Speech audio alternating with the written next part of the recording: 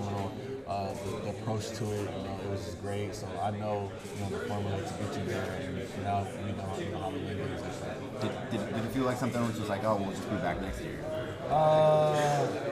I never really thought of it that way, but I knew that the program was going to keep excelling, and we had our highs and lows, but we're back again, so we were blessed in that position.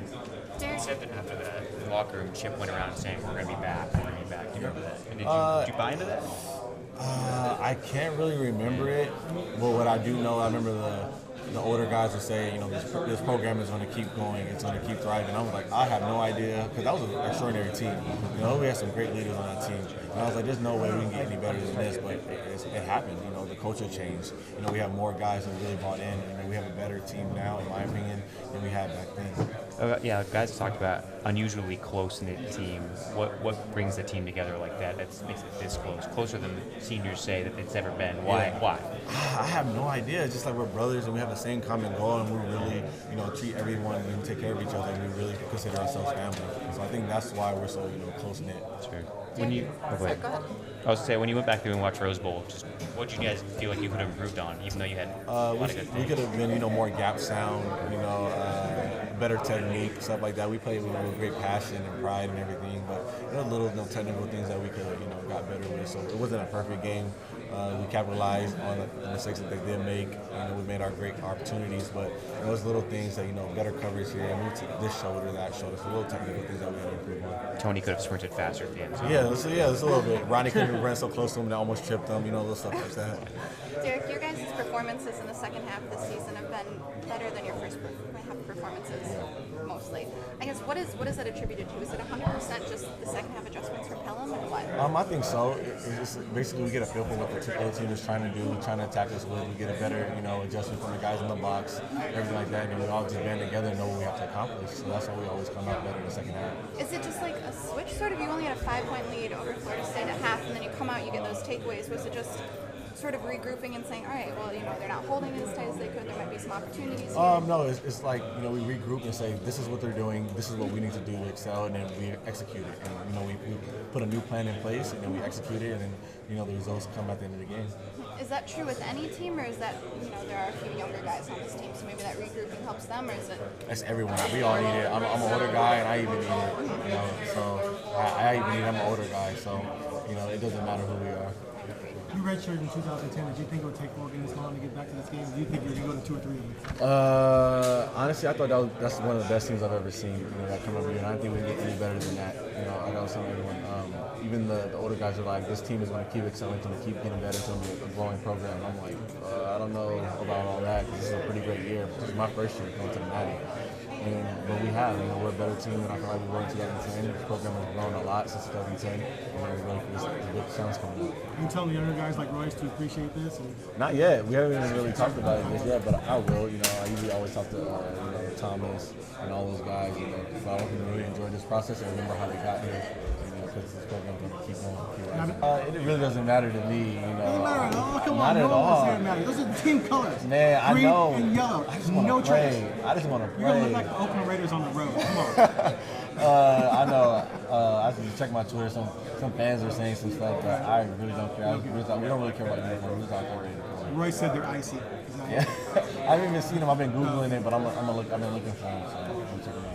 And fumble recovery you had that really kind of set the tone for turnovers that game? Basically, I know I was preaching to all the other guys to step it up. We all need to step it up. We all need to make a play. So if I'm preaching it, I have to do it myself. So I just take it on my back to do my best to make a play. So I didn't give up on the play and I just strip the ball away.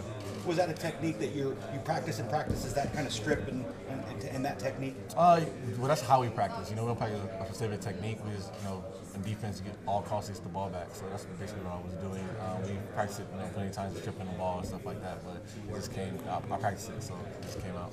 How much film have you seen of Ohio State so far, and what are your impressions of what you have seen? I haven't seen too much film just yet. I just started studying last night. But from what I've seen, they're a really talented group. Quarterback, offensive line, really talented receiver. So we really have a big challenge for this week. You don't have very long to celebrate after a big win like that, but you got that 747 ride, and then came back home and everything. How long did you give yourselves to kind of celebrate, and then when did it turn back to new business? I turned back to new business last night. Once all died down. And no one really cares about the Rose Bowl anymore. That's in the past. All people don't care about is his next opponent. So we're really focused out in. I started studying last night, so had my fun during the weekend. And yay, talked to the family, praised me up, but now it's back to business. Derrick, is there a rep from the LSU game you remember? The LSU game? Yeah. Yes, there's definitely a rep from the LSU game. I remember. That was my first game. I played a lot of special teams that game. I remember me and Avery Patterson had the double team.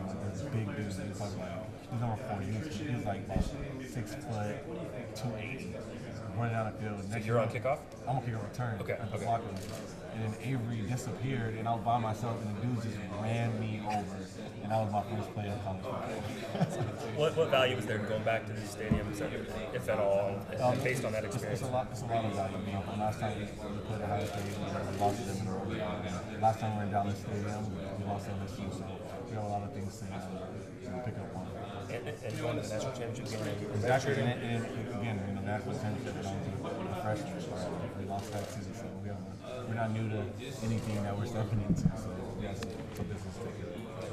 Does the routine you guys go through in the regular season every week stay the same, and does that help you prepare for a championship game? Yeah, definitely. You know, we stay true to what we do, and that's why we have a great culture, a great fix on things. So that's why I feel like we've had such great success throughout the season. We haven't really changed anything. I don't think we're going to change anything because we have a pretty good formula. Now, your coaches obviously lead that, but you as a leader, you and other leaders push that as well? Yeah, we definitely do. You know, the coaches set the tone, and, you know, we hone into it, and we really do believe that they know what they're talking about. So if we buy in, and, you know, the leaders buy in to what the coaches are saying, then everyone else is going to follow. So we give it to all the coaches. You know, they really paved the road for this great successful season we've had thus far. It's an age where everybody gets to read and see, and ESPN and CNN. How do you want to enjoy that stuff, but how do you keep it in perspective? Is this the next thing up? You gotta just keep your head focused. One moment, you know, the media's gonna love you. The next minute, they're gonna hate you. It's gonna go back and forth. So, you know, what we really focus on are each other. We take care of each other, and that's all we really do. You know, focus on. You know, we don't let outside influences, you know, impose their will on us or anything like that. So that's why we've had to have a steady track mind, because we really just focus on what we do here.